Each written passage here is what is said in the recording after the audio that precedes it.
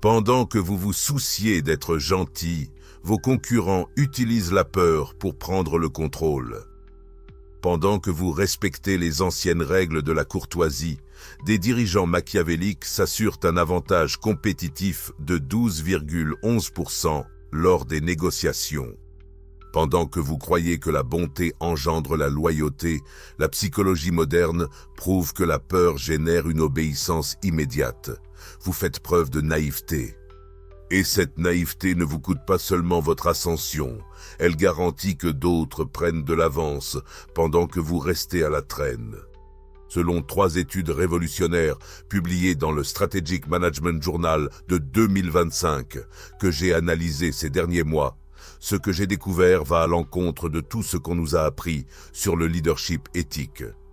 Les PDG ayant des traits de la triade sombre, narcissisme, machiavélisme et psychopathie, ne dépassent pas seulement les leaders traditionnels en résultat, mais créent des empires corporatifs qui fonctionnent comme des machines de pouvoir parfaites. Aujourd'hui, je vais vous révéler les 8 principes cachés qui séparent les acteurs du pouvoir des suiveurs. Depuis le leadership basé sur la peur jusqu'à la guerre psychologique alimentée par l'intelligence artificielle. Depuis la manipulation de la perception jusqu'à la défense contre les attaques d'ingénierie sociale.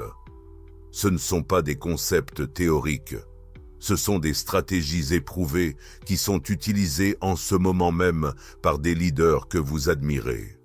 Les personnes les plus dangereuses ne semblent pas dangereuses. Elles dominent par le contrôle de l'information, la manipulation des perceptions et l'application stratégique de techniques psychologiques que la plupart des gens ne reconnaissent même pas.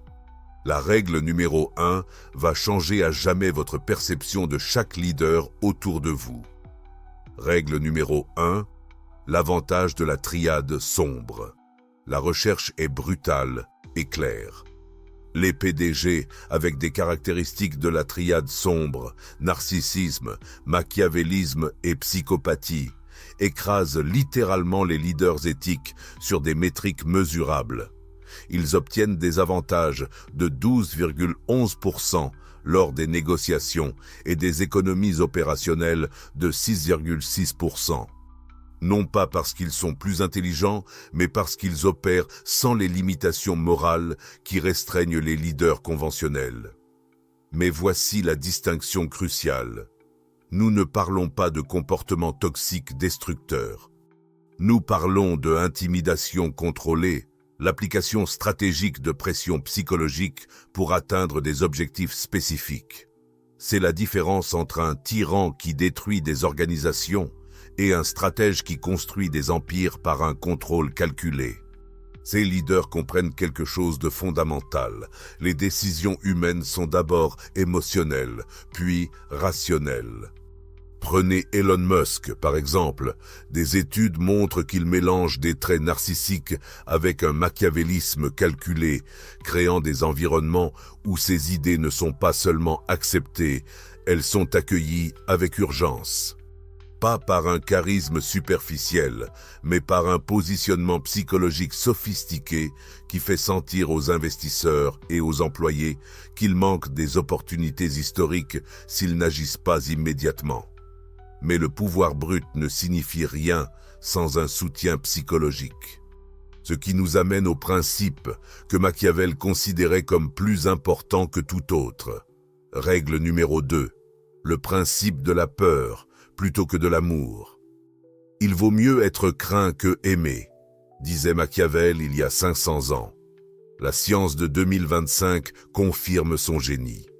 Les leaders qui mettent en œuvre des stratégies basées sur la peur obtiennent des taux de réponse immédiate supérieurs de 35% par rapport à ceux basés sur l'affection.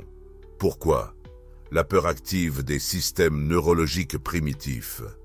Lorsque quelqu'un craint les conséquences de ne pas répondre à ses demandes, le cerveau reptilien prend le contrôle. Il n'y a pas de délibération, il n'y a pas de remise en question, il n'y a qu'une action immédiate pour éviter la douleur. Mais mettre en place une peur stratégique nécessite de la sophistication. Ce n'est pas une question de crier ou de menacer. Il s'agit de créer des structures où les conséquences de ne pas coopérer sont claires, mesurables et inévitables. Il s'agit de se positionner comme celui qui contrôle des ressources essentielles, information, accès, opportunités, approbation. L'application pratique dans l'environnement de travail implique 3 composants: contrôle des ressources critiques, communication des conséquences sans ambiguïté et cohérence implacable dans l'exécution. Lorsque les gens savent que vous tenez toujours vos promesses, tant positives que négatives, ils s'alignent naturellement sur vos objectifs. Maintenant que vous comprenez la psychologie, laissez-moi vous montrer quelque chose qui va changer la façon dont vous percevez chaque PDG célèbre. Parce qu'à l'ère de l'information, la réalité compte moins que la perception de la réalité. Règle numéro 3. Le plan de gestion de la perception. Arrêtez tout. Vous pensez connaître Elon Musk? Vous ne connaissez pas Elon Musk. Vous connaissez la perception qu'il a construite autour d'Elon Musk. Et cette perception vaut 200 milliards de dollars. Tout ce que les gens pensent de leur capacité est basé sur des illusions soigneusement construites.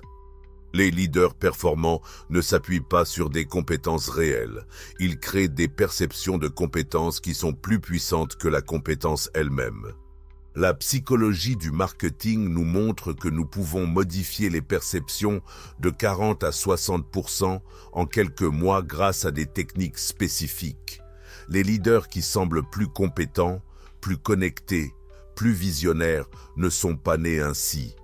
Ils ont construit des systèmes de perception qui fonctionnent en continu sur plusieurs niveaux. Le système fonctionne de cette manière. D'abord, contrôle de la narration par une communication stratégique. Vous ne faites pas seulement, vous communiquez ce que vous faites de manière à maximiser l'impact perçu. Ensuite, association avec des symboles d'autorité, vous vous positionnez près de personnes, de lieux et de concepts qui transfèrent de la crédibilité. Enfin, création d'une rareté artificielle. Vous rendez votre temps, votre attention, votre savoir des ressources limitées et précieuses. Mais l'élément le plus puissant est la gestion des attentes. Lorsque vous établissez systématiquement des attentes légèrement inférieures à ce que vous pouvez livrer, chaque résultat semble exceptionnel. Steve Jobs a parfaitement maîtrisé cela.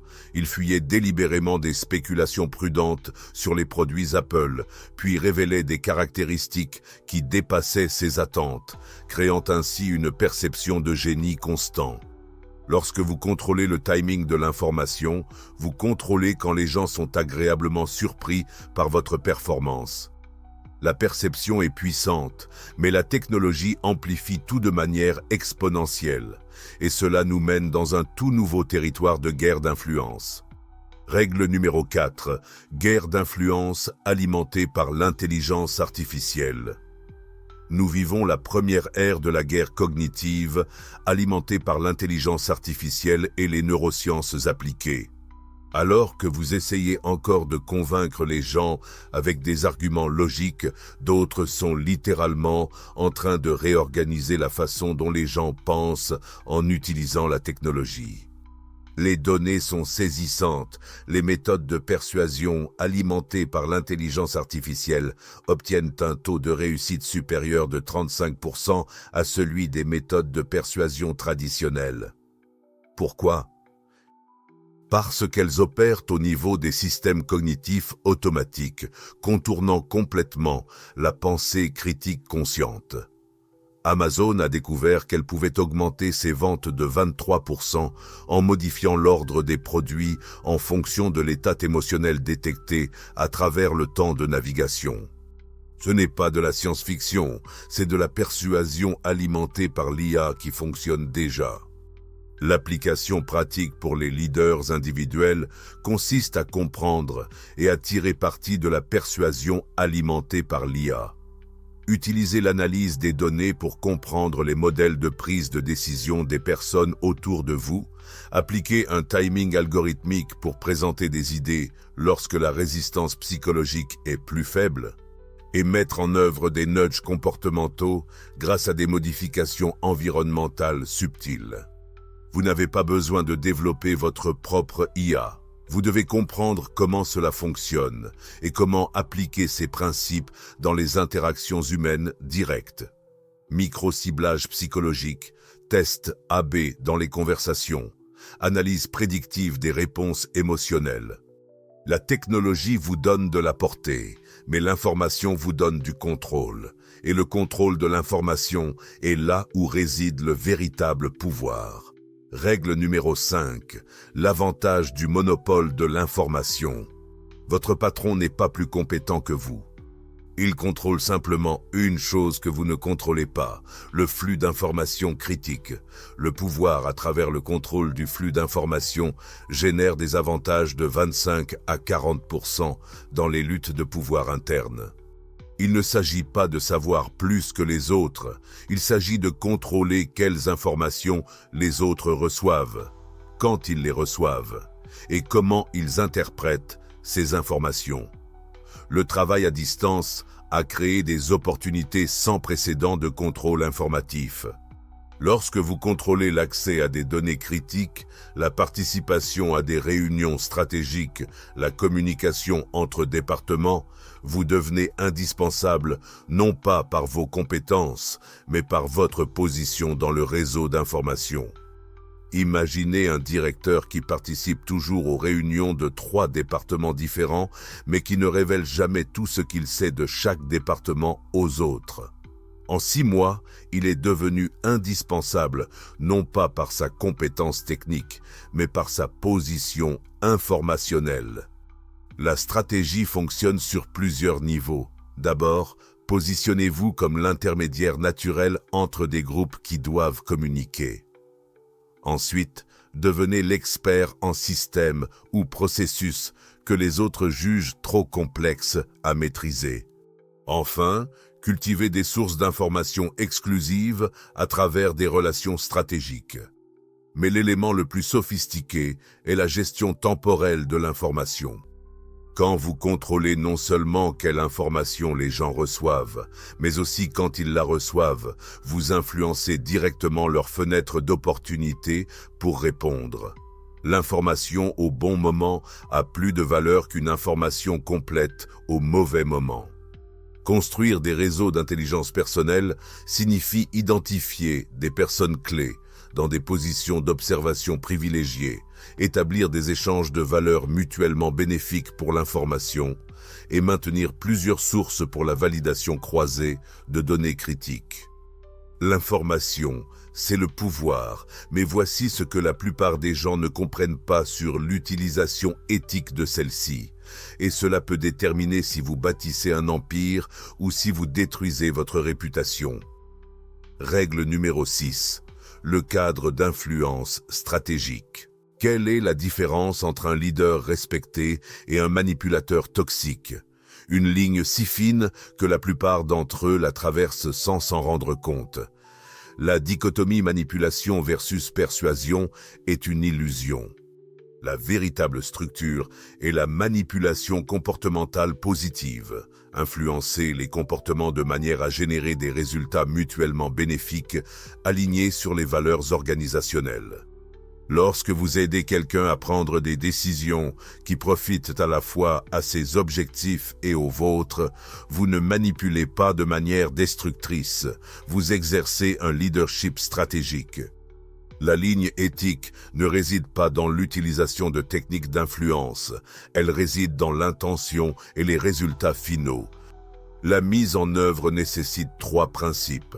Premièrement, alignement des incitations, structurer des situations où faire ce que vous voulez est réellement bénéfique pour l'autre personne. Deuxièmement, transparence sélective, être honnête sur les objectifs finaux tout en gardant une discrétion sur les méthodes spécifiques. Troisièmement, durabilité à long terme, construire une influence qui renforce les relations plutôt que de les consumer. Des exemples pratiques incluent donner un crédit public pour des idées que vous avez inspirées en privé, créer des occasions de croissance qui dépendent de la coopération avec vos projets et positionner vos succès comme des succès partagés avec des personnes clés. La différence entre une influence éthique et une manipulation toxique réside dans les résultats à long terme. L'influence éthique crée de la valeur pour tous les impliqués. La manipulation toxique extrait de la valeur des autres pour un bénéfice personnel. Par exemple, un responsable qui structure les primes d'équipe en fonction d'objectifs qui bénéficient également à ses propres intérêts utilise une influence stratégique éthique. Tout le monde en profite lorsque les objectifs sont atteints.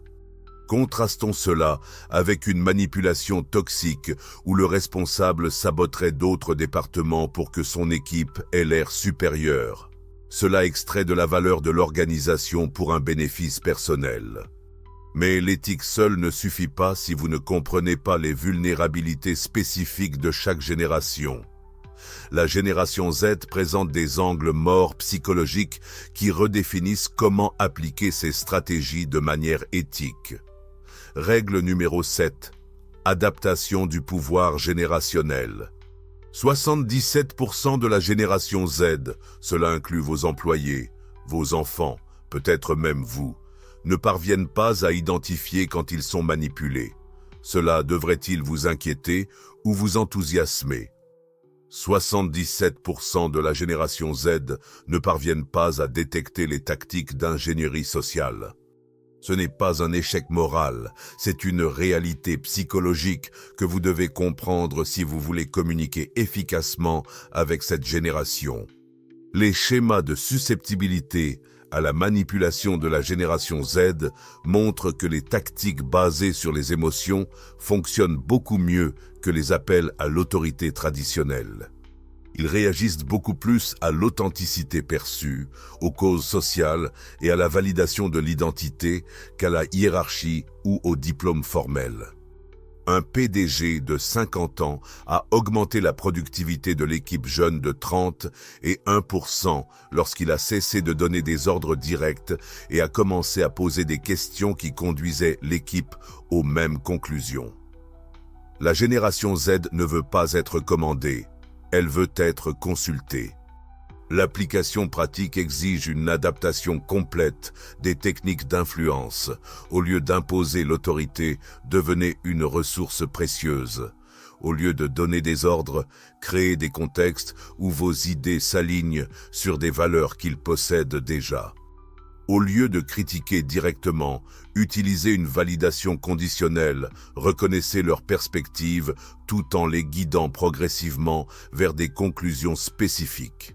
Mais la vulnérabilité la plus significative est la dépendance à la validation externe à travers des métriques sociales. Lorsque vous comprenez que votre estime de soi est liée à l'approbation sociale quantifiée, vous pouvez structurer des interactions qui fournissent cette validation tout en atteignant vos objectifs. Ce n'est pas de l'exploitation, c'est une communication efficace. Chaque génération a des langages psychologiques différents. Maîtriser ces langages est essentiel pour le leadership moderne. Twist dans l'intrigue. Pendant que vous appreniez à attaquer, quelqu'un planifiait de vous attaquer en premier.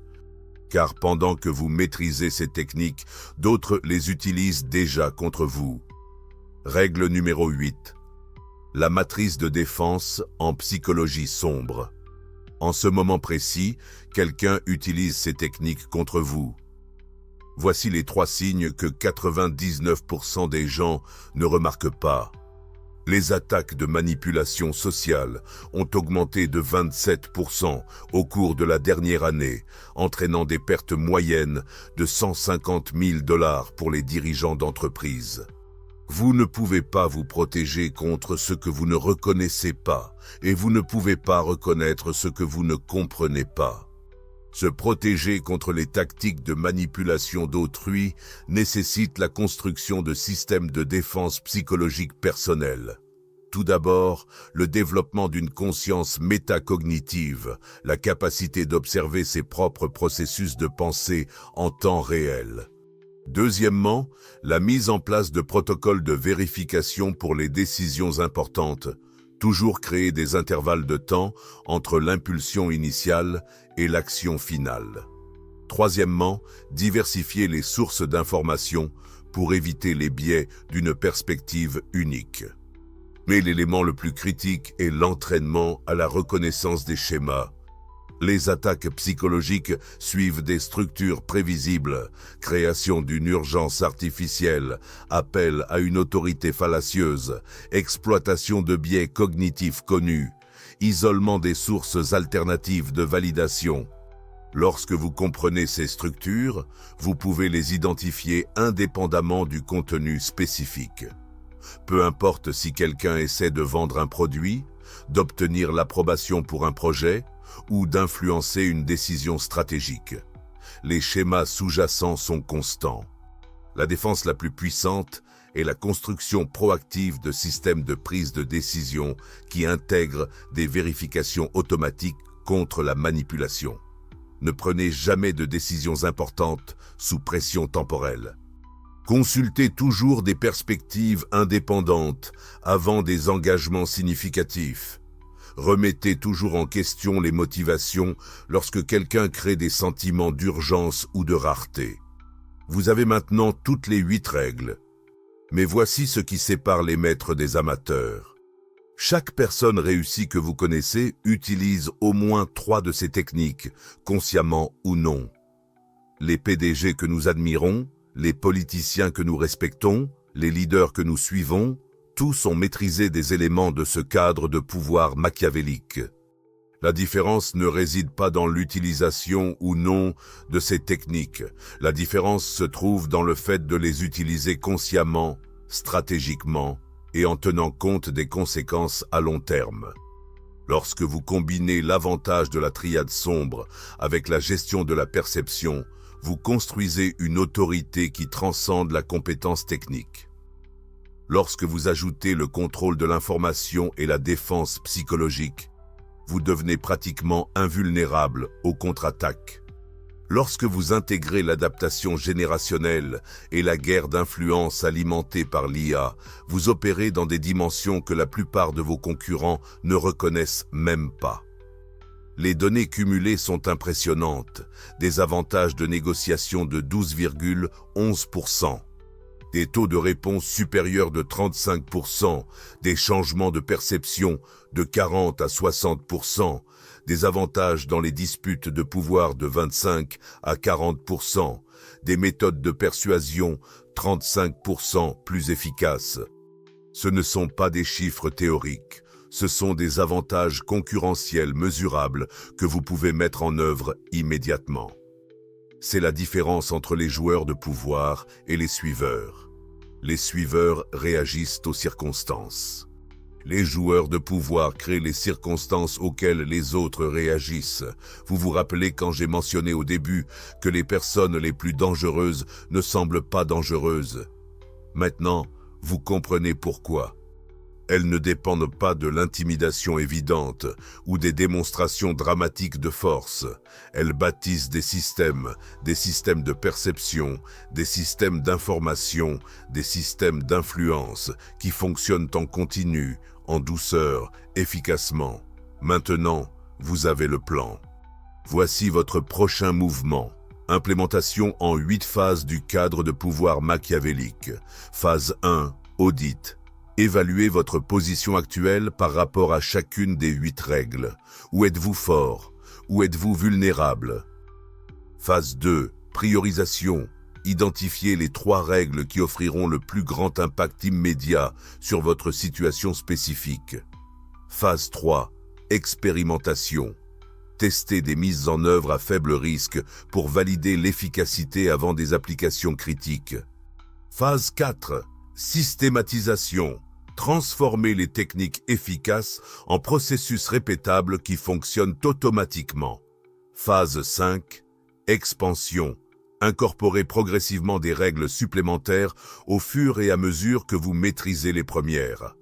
Phase 6, affinement. Ajustez les méthodes en fonction des retours et des résultats mesurables. Phase 7, intégration. Combinez plusieurs règles en stratégie composée pour une efficacité maximale. Phase 8. Innovation. Développez des variations personnalisées basées sur votre situation unique et votre profil psychologique. Atténuation des risques et directives d'implémentation éthique. Pensez toujours aux conséquences à long terme avant de privilégier des applications à court terme. Assurez-vous que vos méthodes sont alignées avec vos valeurs fondamentales. Construisez un pouvoir qui renforce les relations plutôt que de les consommer. N'oubliez pas, un pouvoir durable provient de la création de valeur pour les autres tout en atteignant vos objectifs. Vous avez maintenant le plan directeur. Votre prochain mouvement déterminera si vous resterez un suiveur réagissant aux circonstances ou si vous deviendrez un acteur puissant, créant les circonstances auxquelles les autres réagissent. Voici votre résumé complet des avantages machiavéliques cachés que nous venons de révéler. Les PDG de la Trinité sombre ont des avantages de négociation de 12 des 11% et des économies opérationnelles de 6,6%. La direction par la peur se traduit par des taux de réponse supérieurs de 35%. La gestion de la perception change les opinions de 40 à 60% en quelques mois. La guerre d'influence alimentée par l'intelligence artificielle affiche des taux de succès supérieurs de 35%. Le monopole de l'information génère des avantages de 25 à 40% dans les luttes de pouvoir. Influence stratégique par le biais d'une manipulation comportementale positive s'alignant sur les valeurs organisationnelles. Adaptation générationnelle, exploitant des vulnérabilités psychologiques spécifiques à la génération Z. Défense contre la psychologie sombre face aux attaques d'ingénierie sociale, coûtant en moyenne 150 000 $. Toutes ces stratégies ont été validées par le Strategic Management Journal de 2025, par la recherche en psychologie du travail et par des études sur l'intelligence d'affaires. Ce ne sont pas des théories, ce sont des méthodologies éprouvées, mises en œuvre en ce moment même par les dirigeants que vous admirez. L'avantage compétitif que vous avez gagné aujourd'hui ne vient pas seulement de la connaissance de ces techniques. Il vient de la compréhension de la manière dont elles se connectent, comment elles s'amplifient mutuellement et comment les appliquer de manière à créer de la valeur pour toutes les parties prenantes tout en atteignant vos objectifs stratégiques. Commencez par la règle 1 et la règle 8. Construisez vos capacités offensives et défensives simultanément. L'avantage de la Trinité sombre vous donnera le pouvoir d'influencer les résultats. La matrice de défense de psychologie sombre vous protégera contre ceux qui tenteront d'utiliser ces techniques contre vous. Pratiquez d'abord dans des situations à faible risque.